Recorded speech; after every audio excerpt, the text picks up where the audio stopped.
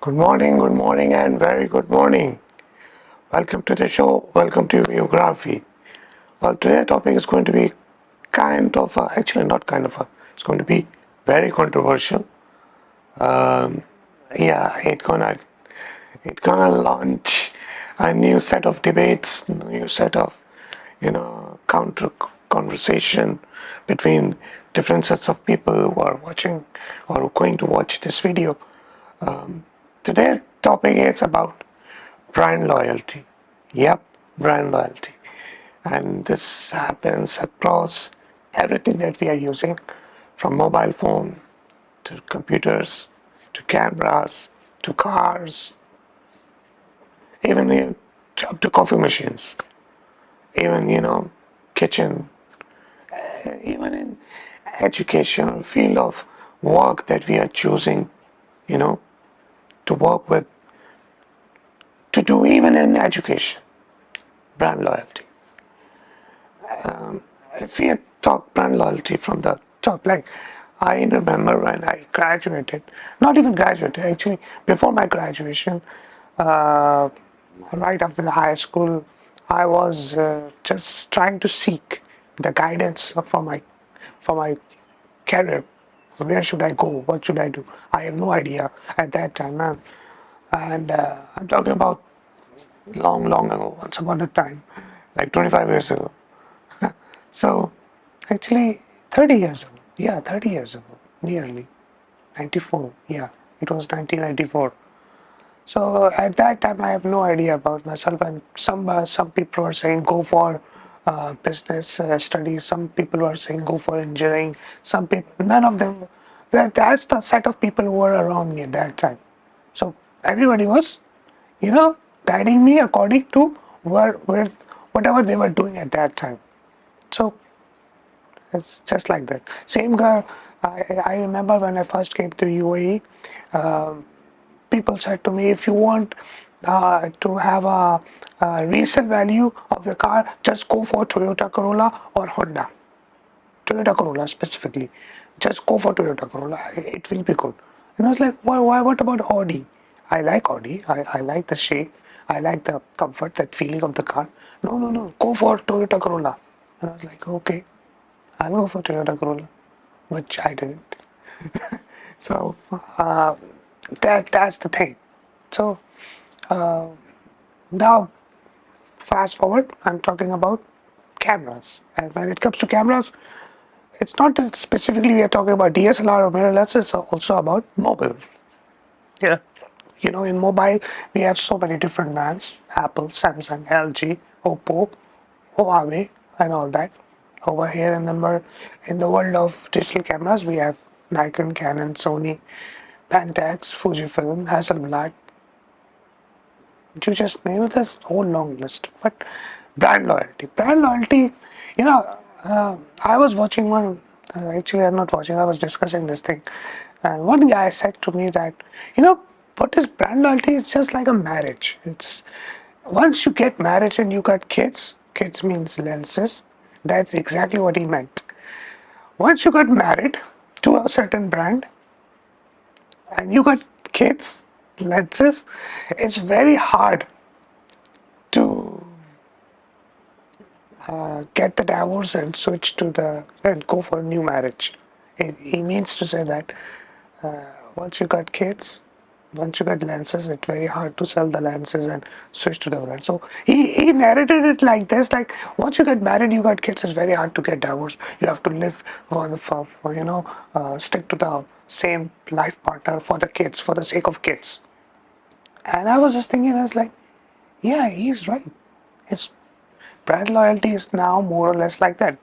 But there are people who doesn't care about that, because for them money is not the major thing. Most of us is actually just most of us are really curious when it comes to switching the brand.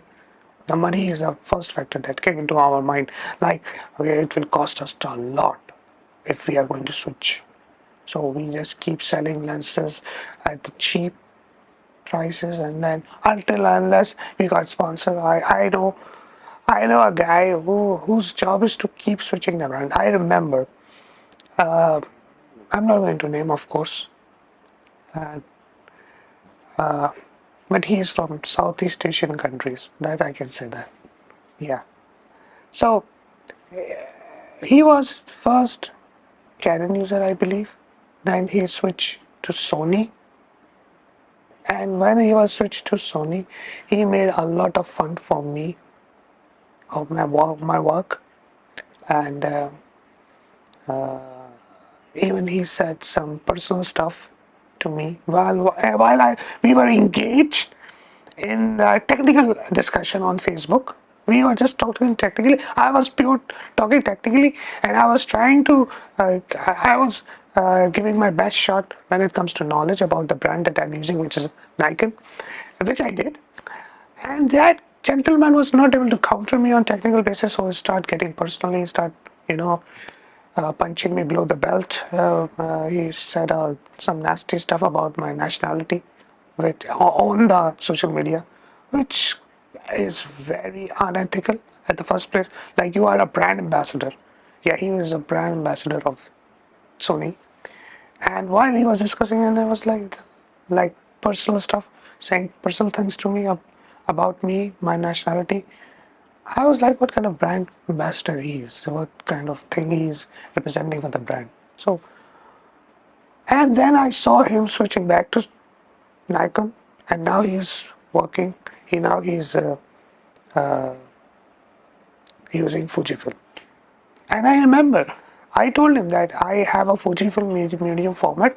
So he said, okay, show me your work, which I shared with him. And he was laughing and he was making fun of me at that time. And now, that's what karma says. Now he is using the same Fujifilm brand. So from Nikon to Sony, then again Nikon, then Fujifilm. That's how people are jumping ships.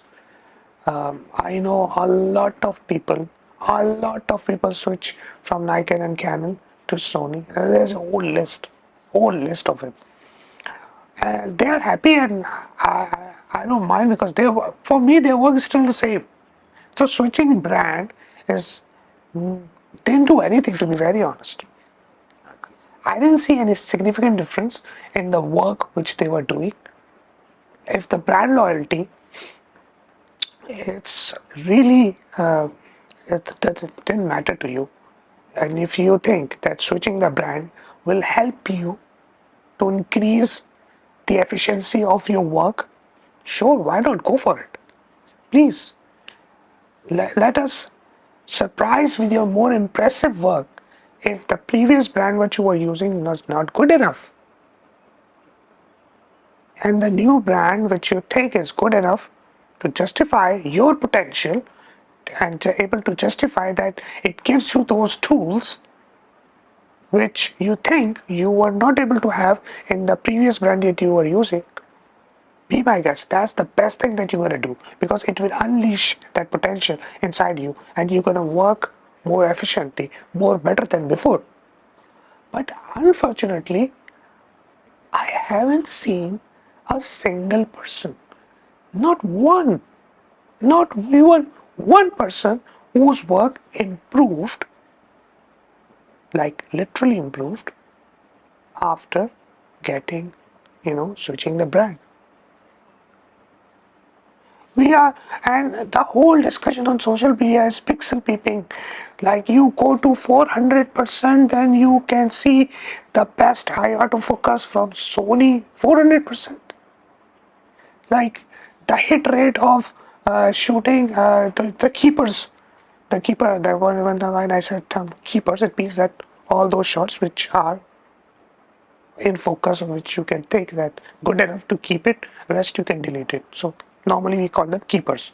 So if your keeper ratio by switching the brand is higher, very good, very good in general.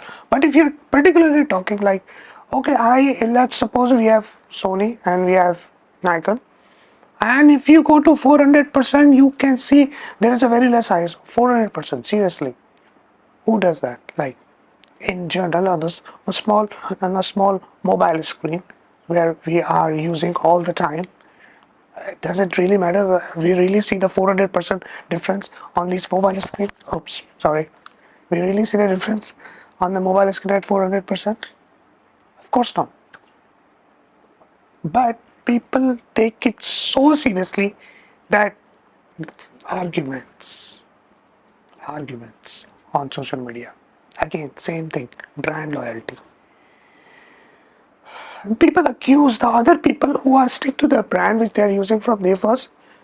The other people who switch the brand, they start accusing to those people who are still stuck to the original brand. I don't know why. I have been hit by countless people. Like Babar is just Nikon ambassador. He's just like Nikon fanboy. He don't want to listen anything against Nikon. Blah blah blah. And it is my take. See, it is literally my take, and I said this countless times. Yes, I am a Nikon user from day first. From day first, I also use Fujifilm. I have Fujifilm cameras. I used Fujifilm cameras. And those two brands are totally separate. It doesn't mean that I never tried Canon or never tried Sony. I did. I tried Sony A7 III. I tried I used the A7 III in the field in the real life scenario. I made a video about that. I have the raw files which I edited, and I used even a Sony A7S A7R3. A7R3 is a really good camera. I have a respect for that camera, A7R3. But in terms of image quality output, what about the overall brand, which includes lenses, which includes camera, layout, button layouts, which includes the user experience, which includes the high ISO, which includes autofocus, which includes list, blah blah blah blah blah. There is tons of stuff which makes a complete package, which makes a complete brand. I never satisfied from Sony. I never satisfied because button layouts, because the lenses, the image output from those lenses are totally ridiculous. Now people are very well, G Master lenses are really good. They are good, no doubt about that.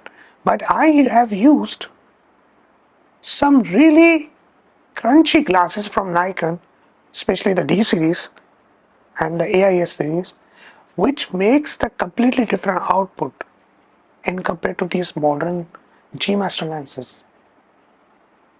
And the output from those lenses, it's so stunning that it's very hard to explain.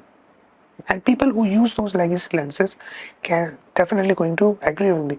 But it's not always like modern lenses are not good enough. Yes, they are good enough. Like 16 to 35 f2.8 from G Master. When I saw the output from that lens, I was stunned. I was not expecting that that particular lens, 16 to 35 f2.8 G Master, is going to render that much incredible. It literally rendered the image in 3D, in 3 dimension. I was stunned. I usually don't get impressed easily with the lens's output, but that lens really damn good. Same goes for Canon. Canon 135 f2L. That lens is stunning, stunning. Both 135 f2L from Canon and 16 to 35 f2.8 from G Master from Sony. Nikon don't have those two things for their f mount. They don't have. Even though Nikon do have 135 f2, but its output is not as great as Canon 135 f2. Nikon do have 16 to 35, but it was f4 with VR, but it is not as good as 16 to 35 f2.8 from Sony. I am not a fan, but I am talking about facts which I have used in the real life. But I can tell you that when it comes to the DSLR lenses, especially wide angle lenses, there is no comparison of Nikon, period. Straight away, no comparison. Ultra wide, I'm talking about ultra wide. Telephoto lenses, everybody knows that Nikon and Canon, they are at the top of the game, you know, when it comes to telephoto, 800, 600, 500, 400. Nobody can beat them, both Nikon and Canon. It's not about the brand loyalty. Brand loyalty is about the facts. So we were so much engaged in past that we forget about the aesthetic of photography. We would just keep blah blah blah blah. Sony, Nikon, Canon, Sony, Nikon, Canon. Nobody was talking about Fuji, and I used Fuji at the back. I shot with Fujifilm medium format GFX 50R, and the black and white output from Fujifilm GFX 50R is right over here, like literally over here. No full frame camera. Regardless, Nikon, Canon, Sony, no full frame camera can touch the black and white rendition which Fujifilm GFX series provides. Nobody. Not a single camera from Nikon, Canon, and Sony.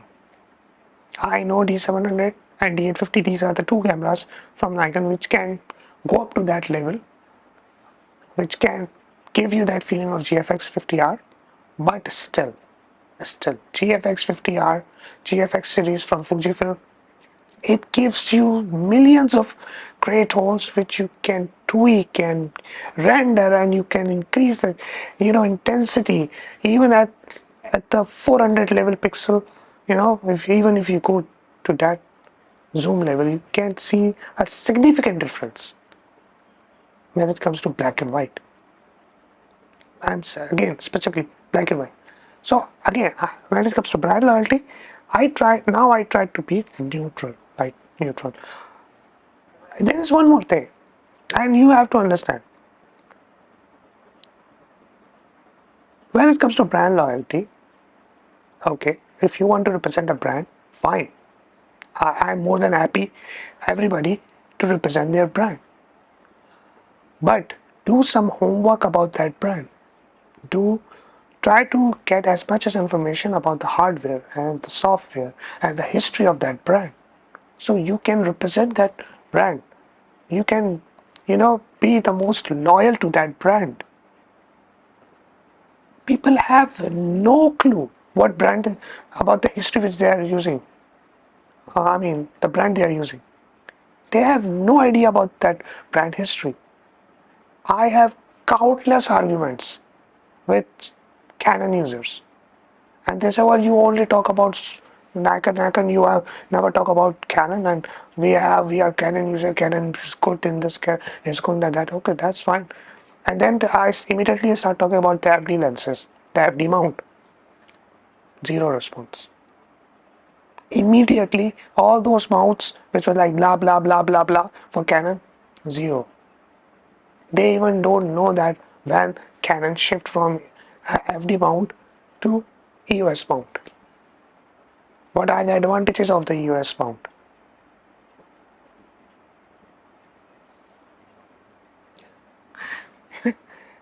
This is the thing. If you want to represent a brand, at least learn about that brand.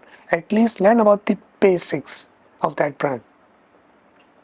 You ask me about Nikon, I know everything almost about Nikon. When they start, well, Nikon made the lenses for Leica and Canon at the beginning. Yep. Nikon made the lenses for Leica and Canon. Canon had no experience about the lenses, so they used to get lenses for their Canon bodies from Nikon. It's in the history. I'm not making it by myself. Go and search, you will find it. Those are that expensive Leica brand. Nikon made the lenses for them before World War One. Again, it's all about how much you are indulge yourself in that brand inside out. Like I just mentioned, the Canon FD mount, nobody knows about that. Nobody even wants to know about that. And their Canon FD mount have some awesome lenses, just like Nikon had their AIS legacy lenses. All those lenses are so incredible. They make the image renders which you have never experienced. And especially in today's modern mirrorless world, those lenses are not even close to the output from those FD lenses or Nikon AIS lenses, because the modern day lenses are optically overcorrected. edge-to-edge sharpness. So it kills that feeling which those lenses were used to make in the past.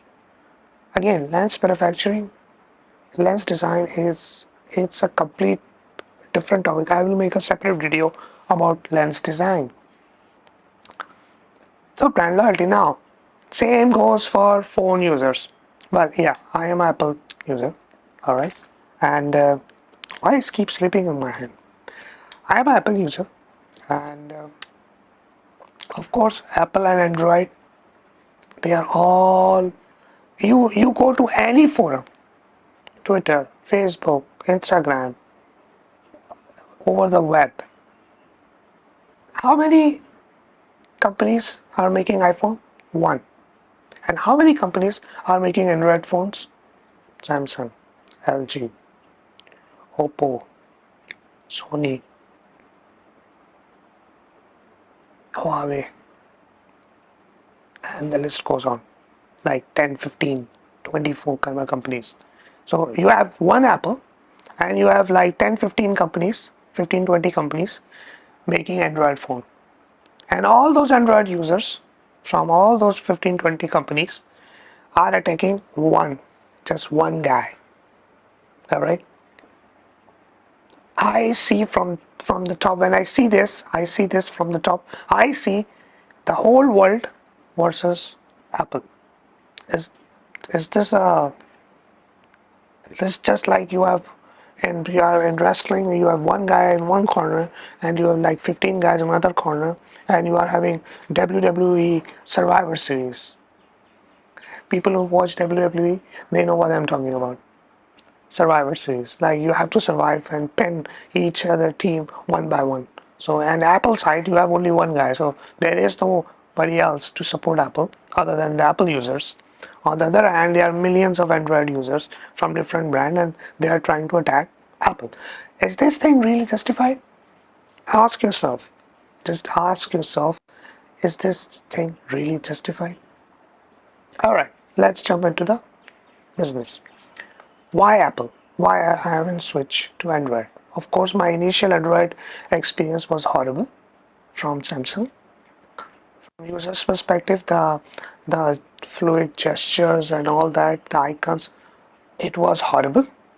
And everything at that time, I'm just talking. My first iPhone was 4S, iPhone 4, and that phone gave me so much like that user experience. Apple is all about user experience. Apple is all about how you feel using their products and make you feel like it's not complex, it's so easy to use. At that time in Android, the operating system was not mature. It was keep crashing. The icons and layouts inside the system menu was so complex that you go and you don't know what to do. On the other hand, Apple was so simple. So one simple home button. Press, go into the menu, everything was there right in front of it. I'm sure the people who used both systems will agree with me on this point. So that was my main turning off from Android system. Android over the year developed, no doubt about that. The screen, the user experience, the user AI improved. It's awesome, no doubt about that.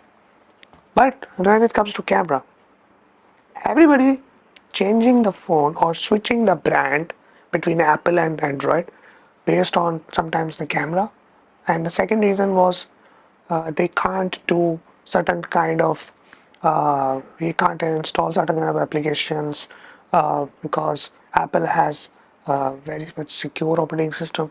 They can't do hacking or these kind of things like inside the phone. Hacking means there are applications in Android we can install, and you can go into the root file of the camera of the phone, and you can do some changes in it. In Apple, you cannot do that. Apple is so much secure from every point that you can't do anything. It's so secure that in UAE, all the royal family, I'm talking about the people who are running the country, they all are Apple user. None of them is using Android. You see the crown prince, His Highness Fuzzer, very famous thing. Where everybody loves His Highness. He's using, Apple all the time. Just Apple throughout the year. Just Apple. So if Android is so much good, really that good, wouldn't be you know, in the high-ranking officer? Wouldn't be those high-ranking officials using Android? No, they are not using it. This tells a whole lot. This tells a whole lot about the overall product impact, overall security, overall features, and stuff like that. Go on Instagram, you will see His Highness is only using iPhone. All the celebrities, iPhone. All the celebrities, actor, actresses, 90% iPhone. Why iPhone? Again, you have to think from the user's perspective that people are so much secure when they are using Apple product, not like Android. When it comes to camera performance, there is a whole list of there is a whole checklist that contrast, video, 30p, 8K, 4K, 120, focus system, highlights, file size, saturation, shooting in different light scenario, low light capability, zooming is the most prominent factor where people are crushing Apple. We can do 100x zoom, we can go up to 232 or 233 for zoom in our Android, especially in S22 Ultra, which Apple can't do, not even close. And that's true. That's very true. The zooming in Apple is still not there. And Apple is making fun, okay, after the launch of iPhone 14, they're making fun like, let us know when, that's Samsung official USA Twitter account. It was there like, let us know when you're going to make the foldable phones. Apple is already I was already working on the foldable product, which is going to be on a big screen, not the small screen like this, because I used Huawei and Samsung foldable phones. I used it. I personally used it, especially the Huawei one. So I just opened the phone and I was reading. I can see the crease in the middle. So imagine you worked so hard as a photographer on a certain landscape image. It should look beautiful, and it was looking beautiful while you were editing. You edit the file, you exported the final JPEG, you import that JPEG into the phone, and you open the phone. You try to see the experience, feel that experience over the big screen of that beautiful image. But you noticed the crease right in the middle, and it gives you a kind of a unpleasing feeling. Ah man, it's why that folding line is in the middle. It doesn't look good. It's my eye now stuck to that crease. I'm not able to enjoy the whole view of the image which I worked so really hard. So what's the point of that foldable phone? People don't realize that. What's the point of foldable phones? Apple is not stupid. They always work to make a product which is perfect. They always said, well, Samsung innovate and Apple perfected.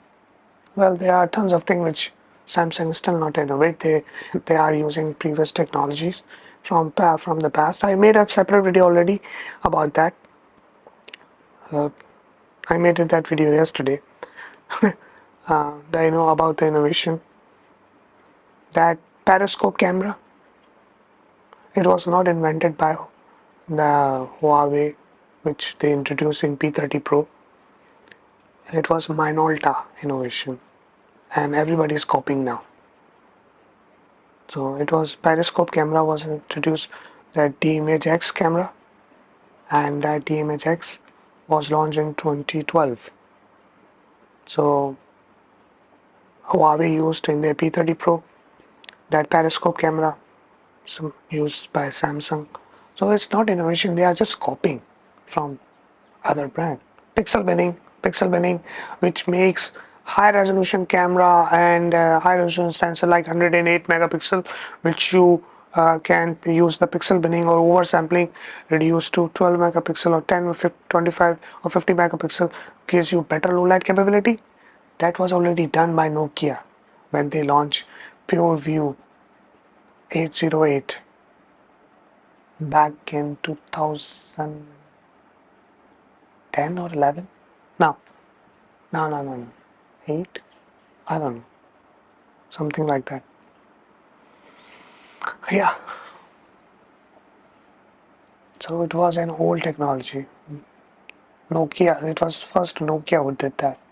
Rest of the world captured that oversampling and pixel binning way after that. Way after. Like nearly after 10 years. Nokia did that 10 years ago. Apple just did after 10 years. So that's the innovation. Innovation then did did by somebody else. So brand loyalty. I'm sorry, I was just off the topic, but let's talk about brand loyalty. Brand loyalty, like I said, if you want to show that your Samsung or LG or Huawei or any Android camera is really damn good, which can go zoom to 100x, which can make raw files, impress us with your work. I shot countless images from my iPhone 11 Pro. Yeah, I'm using 11 Pro since last 3 years because I don't feel like upgrading it. After 11 Pro, 12 came, then 13 came, and now 14 came. 3 years. Before iPhone 11 Pro, I was using iPhone 10. Before iPhone 10, I was using iPhone 6s. Before iPhone 6s, I was using 4s. So from 4s to 6s, there was iPhone 5, 5s in the between. I didn't use it. So from 4s to 6s, then 6s, I jumped to iPhone 10. So after 6s, there was 7, there was 8. And then I switched to iPhone 10. From iPhone 10, then I jumped to iPhone 11. That was a short jump because in between there was 10s. But I felt like there was a first time triple camera, triple array camera come. This one. So I thought I bought this phone because I want to go ultra wide. 0.5x. So for me that was an attractive point. So that's why I bought that. And I use so many wide angle shot. Even though the ultra wide angle camera in 11 Pro is not perfect because it go like this and hit the edge. There was a curve. The lens was not perfectly used in that. So there was a lens. There was a curve at the edges. But for me, I know how to use the camera. I took the shot, I adjusted in the post, and I never complained. I never blame Apple that they are not making a perfect ultra wide camera. It is perfect in iPhone 14 now, and they clearly mention in their website. I will going to use it and I'll going to share with you my experience side by side comparison between 11 Pro and 14 Pro ultra wide camera. And I'm going to share with you. Again, no complaint. That's what the user maturity is all about. You should not complain or brag about the brand if you don't know how to use it. It's user experience. It's user who is doing most of the fault. And that applies, same on the photography. People don't know how to use Nikon camera and they blame Nikon for not making an efficient autofocus. Man, Sony literally spoil you by using the advanced autofocus, and you are so much used to of that high autofocus thing that you just sit back and relax and you think we're just going to point the camera and camera is going to capture that 1% out of 10% and it's going to lock the focus and take the shot. That's the attitude of today's photographer. They don't want to even move the cursor or move the autofocus point to the right person so camera can eye autofocus on that person. So is the Is the brand is responsible for it, or is user fault? You have to think like this. You have to use your more than two brain cells. Yes, I said use more than two brain cells once in your life. Don't blame the brand. At least look at yourself how you are using the brand. Most of the I'm using Nikon Z5 for more than a year now, and I have zero complaint about that camera. It is the most, and I can't say enough about that camera. People say this autofocus is not good like Z6 II. Well, to be very honest, I know where the camera is going to choke, so I know the limits of the camera. So I pull the camera capability right before it starts choking, and I push myself to take better photos before the camera starts choke. I don't blame the system because Z5 is not Z9, which is 5 times the price, more than 5 times, 5.5 times the price. Technology comes with price. People don't understand that. Technology comes with price. If you want the best autofocus, pay 5 times. Pay $5,500, $6,500. Z5 is 999, like right under $1,000. So $5,500 and $1,000. Of course, our autofocus is not going to be good enough in Z5, but I know the limit of Z5, and I have zero complaint because for me it is doing far more better than the rest of the competition. I am getting the best dynamic range, best ISO performance, two card slots, lightweight, take all the Z lenses, D-tab lenses. I have so much room in post processing you over the Z5 that I'm happy. And first of all, the low price point. It is the most affordable, cheapest full frame mirrorless camera, which gives you 99.9% of 99% when it comes to photography feeling like Z6 II. If you want to shoot video in 4K, okay, then you can go for Z6 II. I don't shoot 4K, even though Z5 can shoot 4K. I don't need 4K. How I'm going to use 4K or 8K footages I'm going to watch on this screen? People are really, I don't want to use some bad words. People are really have no idea what they are doing. Like literally. What an 8K content can make a difference on the small screen. People are watching all the content now on their mobile. They don't have time to sit on the laptop or the desktop and watch it. Nobody is, free enough. Everybody is on the move, going here and there, watching on the coffee, meeting friends, events at the job. Everybody is watching everything on their mobile. So on the mobile screen, tell me how you are going to feel the difference between Full HD, 4K and 8K. Unless you are watching it on 32-inch big screen, then you will see. But how many times a day? People really have no idea what they are doing, and they are just keep complaining about the camera and all that, switching the brand, all about that, just because they don't know what to do and how to do. That's the bottom line. Brand loyalty it's a really difficult thing. I am a brand magazine user from day first, and I'm not going to change my loyalty with Nikon. No way, no how. I spent hundreds and thousands of hours to study Nikon. I openly challenged the Canon user and Sony user to come forward and talk to me about their brand on a technical basis. And in last 10 years, not a single person came forward and challenged me. Not a single person. And I'm not bragging. I'm sharing with you the loyalty, like the reality, not loyalty. I'm sorry, the reality. Not a single person. perhaps I know more than the other users about their brand. Like I mentioned about the Canon FD mount, like I mentioned about the Sony 16 to 35 f2.8 G master lens.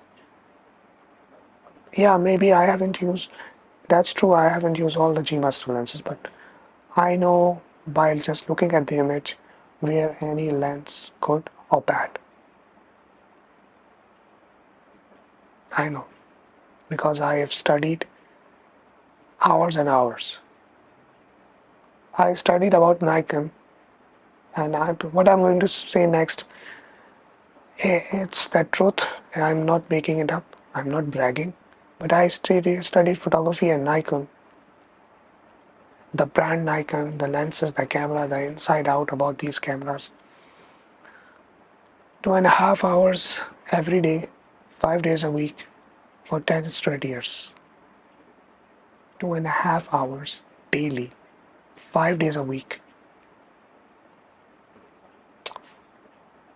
for 10 straight years. And I'm still doing that. I love to study photography. And if I say anything about Nikon, my whole homework is behind that Nikon camera. I made a product video about Z30, which I'm shooting it with right now. And I mentioned in my previous videos that Z30 is far more better choice than Z50 or ZFC. Its SNR is far more better. Its high ISO performance has really blown me away, and now it turned out to be true. I said about D500 is the best wildlife camera at a cheaper price point. And after 5 years, everybody is agreeing on this. That D500 is the timeless camera. So I'm not stopping you to switch to Nikon. I'm not saying that. All I'm saying is this. If you are a brand loyal, regardless Canon, Sony, Fujifilm, just make sure you know enough about the brand that you are using. So you can represent that brand in a respectable way. Not like that person which I mentioned in the beginning, who keeps switching the brand and making fun of other people and try to hit them below the belt. Don't be like that person. If you have good knowledge about your brand, I'm more than happy to listen from you. So maybe I learn something more, something new from you which I haven't done, and I love to learn. So brand loyalty, it's a really difficult thing. I'm not going to switch from Nikon because I have spent so much time, so much energy on studying Nikon. And I know where the Nikon is good enough and where it's not good enough.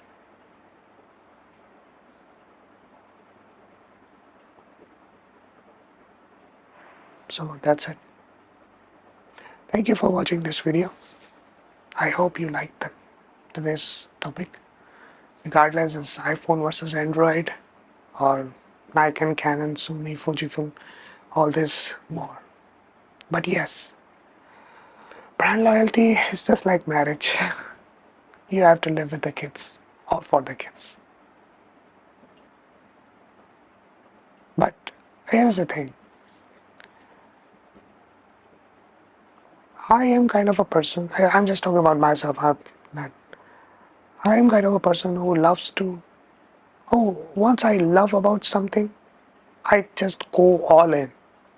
I just don't stop myself, or save myself, I just go all in when I love something. Nikon, photography, are all those things which come second. Yeah, definitely you're going to ask who's number one. Well, you're never going to know who's number one.